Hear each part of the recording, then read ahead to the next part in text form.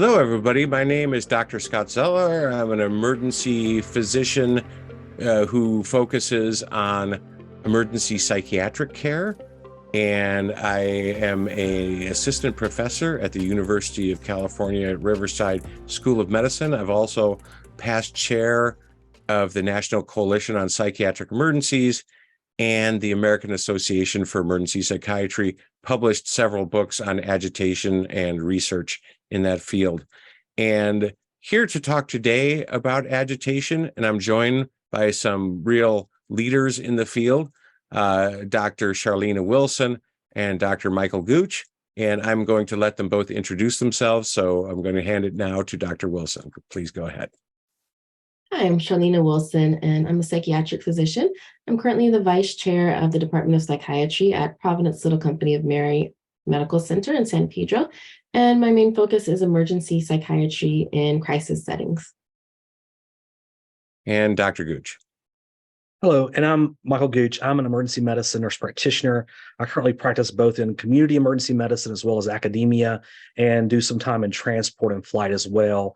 And I'm an assistant professor of nursing at Vanderbilt University in Nashville, Tennessee. Thank you so very much. So today we're going to talk about how we can optimally manage and de-escalate people who come into emergency settings, whether they might be an emergency medical department or a psychiatric crisis or emergency setting.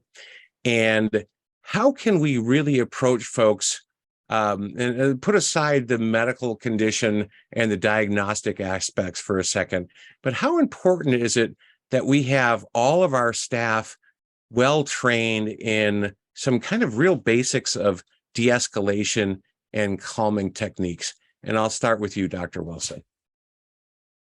Well, I think it's extremely important to have all of the staff trained in de-escalation and, verbal calming techniques, because that's something that can start right away. That can start as soon as your patient hits the door. So from nurses to security guards, I've even seen be, awesome at de-escalation, setting that calming atmosphere, reassuring the patient that we're there to help them. And that we are going to be working with them and try to help them feel better, can start right away. And that can be done before you even, get medications, before you get vitals, before you start a workup. Having that whole calm atmosphere can really go a long way in connecting and building rapport with that patient. And I think that's such a great point. I think when you talk to somebody who's newly presenting to your program, your facility, whatever it might be, helping them to understand that I'm here to help. I'm not to hurt. I'm not the jailer. I'm not the sheriff. I want you to get better. That's what I'm here for, and you have nothing to fear from me. How can I help you? Tell me how I can help you, and above all, really be listening. What would you like to add to that, Dr. Gooch? And I think this is an important topic, and sometimes it's a paradigm shift what we do in emergency medicine. We're, fast-paced, go in, do it, get done, get out. And we need to kind of change and back off a little bit and said to slow down. And sometimes that show of force is necessary, and sometimes it's not. And sometimes trying to make the patient feel comfortable, and maybe even asking them, hey, do you mind if I talk to you? Do you mind if I enter the room? And trying to scale back some of that approach that we have sometimes can really be helpful. And sometimes just asking, hey, what can I help you with today? Or what can I do for you? And trying to give that patient some autonomy and sometimes really help them, because it gives them a little bit of control. Because probably they've lost that control, or they've had some rough things going on. And sometimes it's that little bit of autonomy can be helpful in trying to de-escalate that situation and give them that power back. Such great points. And thank you so much. I think one of the key things that both of you brought up is giving people a chance to tell you what's on their mind. Listening is something that is such a game changer, and it's so obvious when we're talking about it, away from the scene of a kind of frightening, agitated, threatening, combative individual. But when you actually are there in the heat of the moment, it might not come back to you, and you might resort to the typical ways that people deal with scary situations.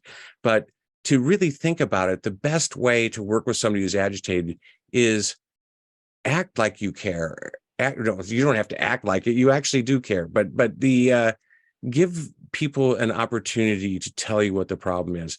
Say, I'm here to help, and then listen. And the most important thing is listening. When we've done research studies of agitation patients in the past, the one thing that always comes up over and over when people have had really unfortunate experiences is like, if somebody would have just listened to me, things would have gone differently. And I think that's such a key point. So really offering our patients a chance to vent, if you will, but really saying, what's going on? How can I help you? Is there something you need? Are you hungry? Are you thirsty? Are you cold? Is there something making you particularly angry that I can help you with? And be a conduit towards solutions rather than, I think that whenever I see there's a real problem with an agitated patient, it's people coming in and saying, you need to stop this, or this is a problem. We're calling security. You need to sit down and shut up. And I will ask anybody in the audience, if you've ever been told to sit down and shut up, is that something that made you feel calm and feel better and avoided becoming agitated? I don't think so. I think instead, if somebody said, what's on your mind? Tell me what's going on. That gave you an opportunity to share. And then the person that you're working with can listen and offer maybe some opportunities to find some common ground. What do you think on all of that, Dr. Gooch? I think that's really important. And one of the big things is have a plan of attack, not as necessarily attack, but try to have things worked out before you enter that room or enter that patient's purview. And here's what we're going to try first. And obviously, we may have to escalate this up or be ready to de-escalate down, but have a plan. It may not work for every patient, but have something in place, and that may help you stay focused on the mission. Dr. Wilson, can you add? I agree. And make sure, for me, I like to make sure that the patient is part of that plan as well. So a lot of times I might ask them, like, hey, is there something that normally helps you feel calm, or even if there's a medication that you normally take that's helped you in the past, so they feel like they have that autonomy and they're having a say in their care, and that they are actually also helping themselves feel calm and feel better. That's such a great point. And when we've really researched people becoming agitated, they always feel like the worst part of their agitation was when they, quote unquote, lost control. And as you were pointing out, Dr. Wilson, giving them an opportunity to regain control. And that might be as simple as offering choices and them being able to make their own decisions or relate their own information about their feelings about those decisions is a means towards regaining control. And if we're able to do that, that's going to help create a therapeutic alliance with our patients. And all those things combined are going to help reduce the level of agitation, reduce the level of aggression, and dramatically reduce the risks of anybody getting hurt. And everybody's a winner when we do that. So a fantastic conversation with two amazing experts in the field here.